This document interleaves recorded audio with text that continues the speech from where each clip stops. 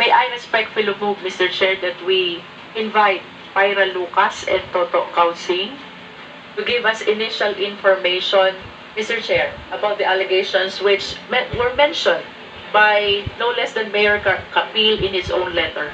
So there's a motion to invite those two personalities. Is there a second motion? There's a second motion. Is there any objection? In none, the said motion is now approved.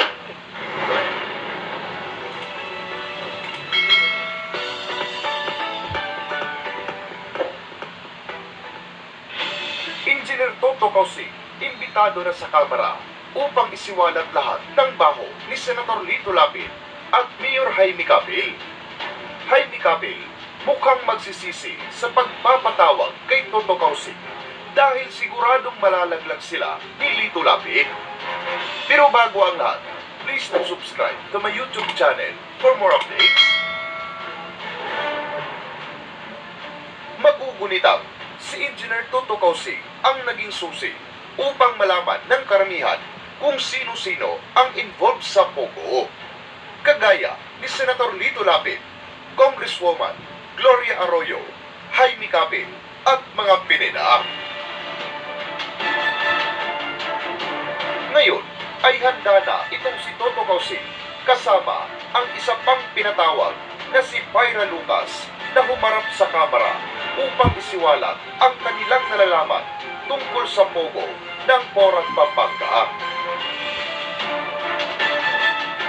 Ayon pa sa komento ng mga netizens, si Kabunyog Toto ang tagasiwalat ng mga katiwalian at kamalian ng mga abusadong mayayaman at politiko. Ingat po kayo sa pagdalo sa Senate hearing. Kung kinakailangan, double security, di magkumpiyansa. Keep safe lagi. Send Toto to be. Good morning, Attorney Dr. Engineer Toto Kausing. Salamat at ini-invite kanila sa Senado. Una, para maisiwalat ang mga buong katotohanan. Pangalawa, para makilala ka sa buong bayan kung sino si Attorney Dr. Engineer Toto Kausing at sigurado mas marami pang boboto sa iyo para maging senador. Go, go, go, Attorney Dr. Engineer Toto Kausing. The most awaited moment. Dadaigin pa yan ng world premiere ng deepfake video ni PBBM. Good luck to you and Miss Pyra Lucas. With your star shines in the Congress. I trust you both. God bless. Ipakita ko lamang sa inyo na maliban sa pangako ko na lilitaw ako sa hearing ay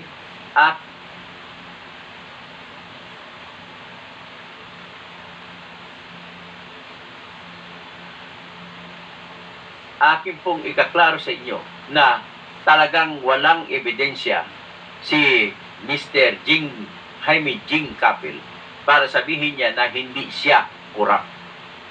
Bagkus, sa kabila ng lahat, nagagalit siya dito, pinapatawag niya ako, si Pyra Lucas, na chairman ng Filipino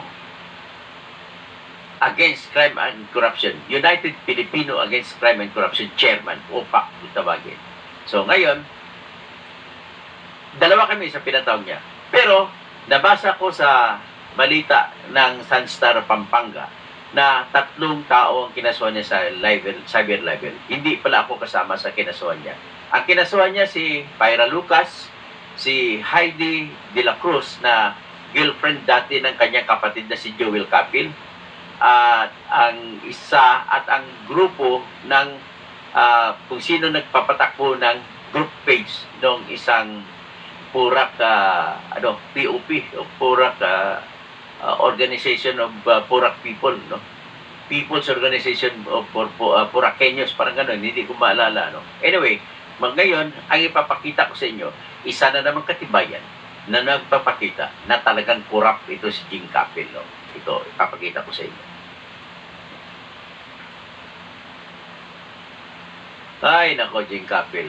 The more you say, the more you are being driven to the quicksand of corruption.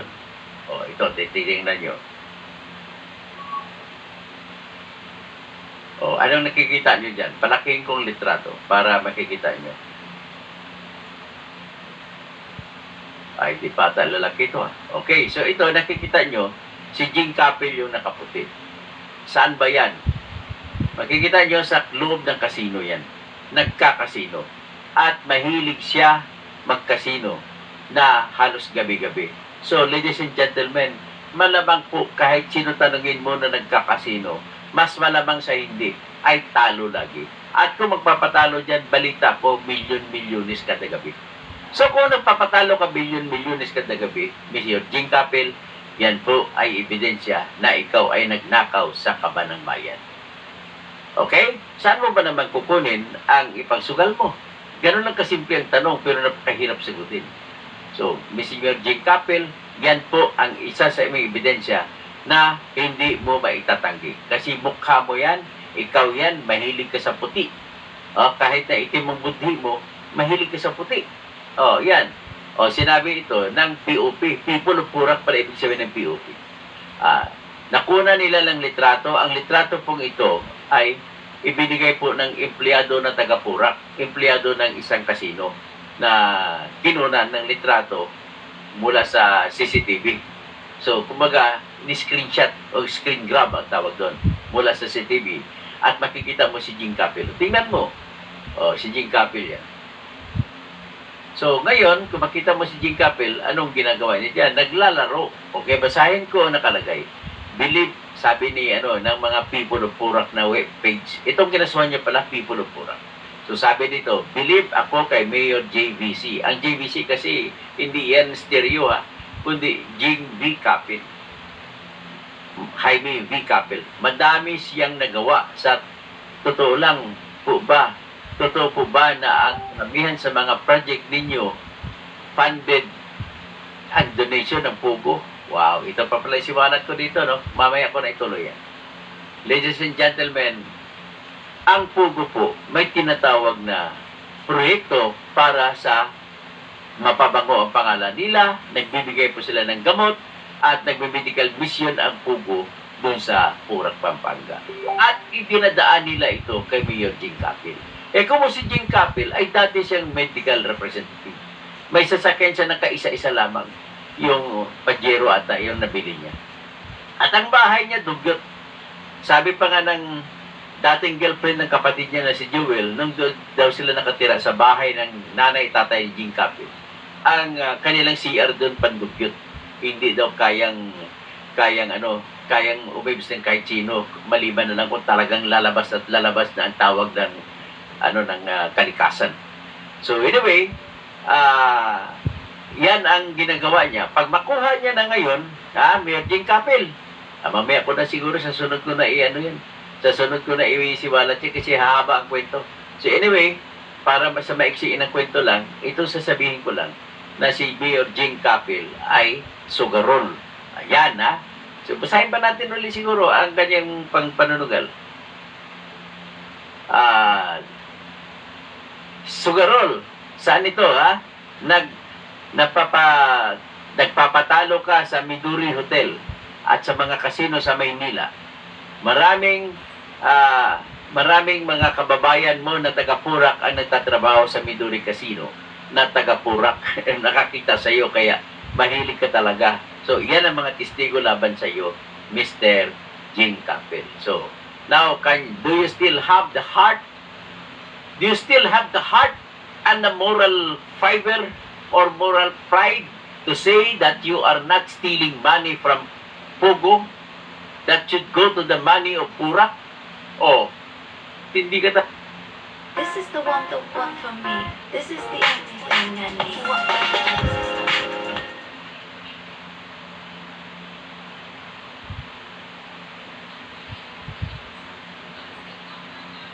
Hindi ka talaga Jing Capel. Ulitin ko, ang una mo sa mga ninakaw mo sa Purak Municipality, number 1, ulitin ko na naman, yung imbes na 12 million kada taon na property tax o di kaya a milyar na binabayad sana ng Pugo sa munisipyo ng Purak ay binubulsa mo. Bakit ko sinasabi na binubulsa mo? Kasi on record, kayo mismo umamin sa hearing sa Senado at sa hearing sa House of Representatives na ang binabayad lamang, sinisingil nyo lamang, pinapalabas nyo ang singil nyo sa Pugo ay 10,000 pesos a year. Imbes na 12 million a year. Next, ang sinisingil mo dyan sa Pugo Hub. Hub yun marami dyan. Hindi. Isang building lang ang Pugo dyan eh. Yung iba, tinitirhan ng mga Pugo players o Pugo kung sino man. Yung iba, may mga gym dyan, mayroong restaurant, lahat ng klase na negosyo nandyan kasi hindi na kailangan lumabas ang taga-Pugo para magkaroon ng buhay na dyan. Kompleto! May palengke dyan, may grocery dyan, kompleto. Bakit 4,000 lang ang siningil mo na business permit, Mr. Jing Capel, na saan ang tamang singil? Binulsa mo na naman.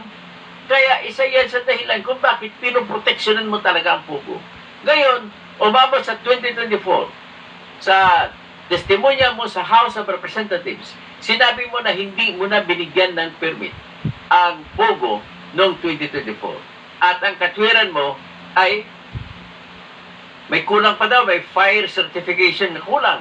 At ang isa pong dahilan ay nalaman mo rin daw na wala ng lisensya o license to operate na binigay ang PAGCOR.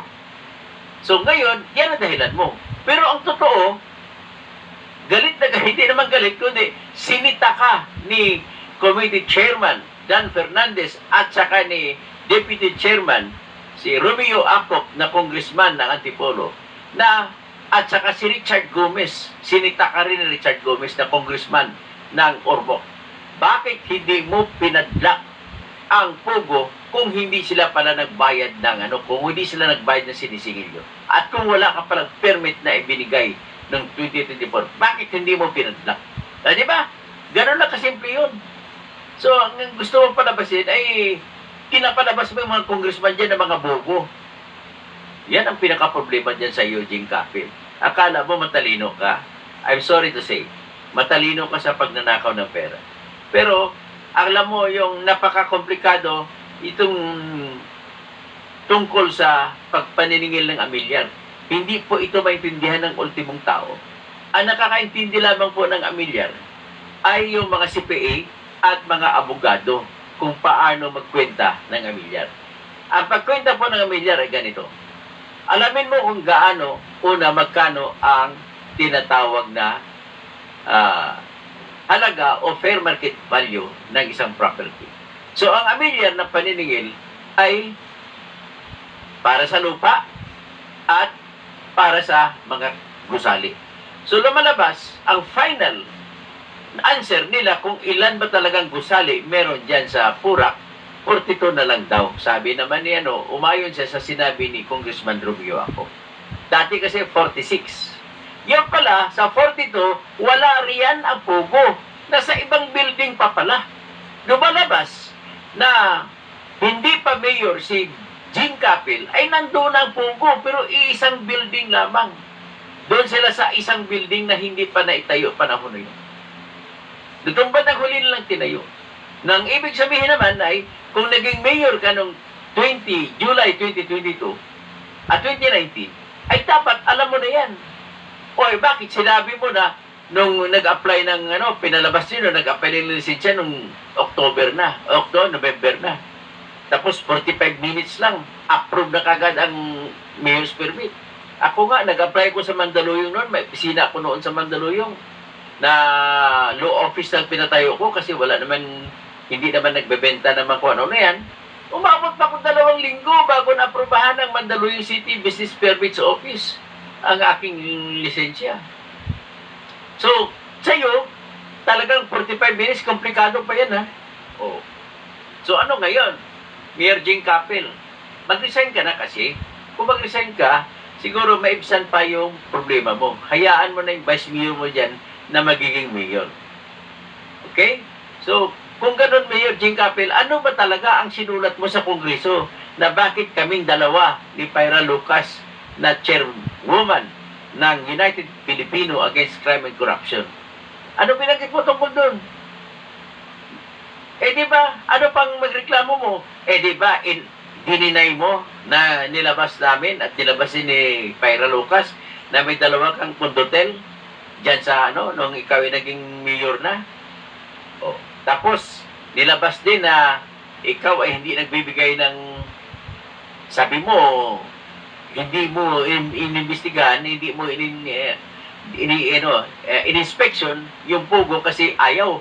Pero gabi-gabi nandun ka naman, kumakain ka sa restaurant. Ipinakita ko ng litrato na kumain ka sa restaurant. Ipinakita kong litrato na kasama mo yung paborito mong abogado o abogada na si Sherin Olivia Sian. Ha? Kasama mo pa sa kainan. Tapos, ang balita ko na sabi sa akin aking bubuit na si Attorney Sherin Olivia Sian ay ginagawa mong dami. So, posible na sa account ni attorney, ipapalabasin niya na marami siyang kliyente na kinita, doon niya ngayon dineposito sa kanyang bank account ang mga pera ni Jing Capil. Pwede mangyari yan, di ba, Attorney Sian? Pero binibigyan kita ng pagkakataon, Attorney Sian, na magbigay ka ng iyong pahayag. Kasi sa ngayon, nagtatanong lang ako kung totoo ba yan na ikaw talaga nag-advise. Kasi komplikado ang pakialaman mo ang business permits na kita at saka amilyar. So kung makuha mo na ang fair market value sa amilyar, kukunin mo na ngayon ano ang assessment levels. Sa assessment levels, binibigay yan ng batas. So sa binibigay ng batas, kapag tinatawag na commercial, ay pwedeng 50%.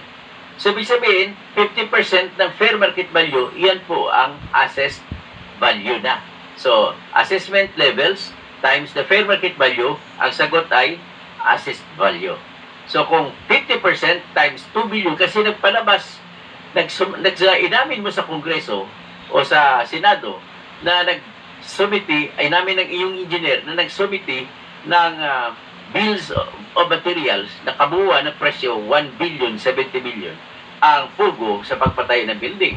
So ibig sabihin, sa aming mga civil engineers, estimate mo, direkta na kung ano ang presyo na pagbili mo ng materials at pagpapatay ka ng gusali, ang halaga ng mga labor na gagamitin mo, pambayad mo sa karpentero, sa foreman, pagbabayad mo sa iba-ibang mga professional, engineers, at mga architects, ay kaparehas din. So, 1 billion din. So, times 2, 2 billion.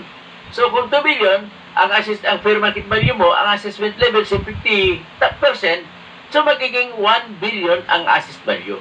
So kung 1 billion ang assessed value, pag-compute mo naman ng real property tax, base sa batas, sinasabi sa NIRC, sa Local Government Code, na kapag sa Metro Manila, 2% ang buwis mabayaran, base sa amilyar. Kapag pagdating naman sa labas ng Metro Manila, 1%. So anong 1% ng assessed value na 1 billion? I-multiply mo 0.01 kasi ang 0.01 is 1%. So 0.01 times 1 billion, the answer is 10 billion at 10 million pesos. Pero kung sa 60% tayo magbabase, maging 12 million pesos ang taunan na amilyar na babayaran. Biro mo, binuksan mo lahat yan. Bakit 10,000 lang binili mo? So yan, dagdag na katibayan na nanggaling sa inyo mismo na ebidensya. At yan po ang ebidensya na magpapatunay na nagbibigay ka ng protection. Isa pang ebidensya na naisip ko sa dami-daming ebidensya, yung nagpatayo ka ng extension office dyan sa loob ng Royal Grand Palazzo para naman mag-cater dyan sa Pogo Hotel. Pero pinapugo pala na hub. Ngayon, pinapalabas mo sa iyong, inamin mo na meron nga. Pero pinapalabas mo ng rason kasi marami negosyo na doon. Of course, marami negosyo. Sa Pogo alone, may Pogo na negosyo, may negosyo na restaurant, dami-dami negosyo dyan. Kaya dapat asikasuhin mo yun. Kaya ganun ang rason kung bakit nagpatayo ka ng extension office ng Purak Municipality. Those are the things, only few of the things that are strong in themselves to say that you are protecting Pogo. Kaya walang kapanapanalo yung kaso mo laban kay Pyra Lucas, laban kay Heidi de la Cruz, at laban sa administrators ng page na POP, People of Purak. Okay? So, gano'n lang ako kasimple aking masasabi dyan. Ngayon,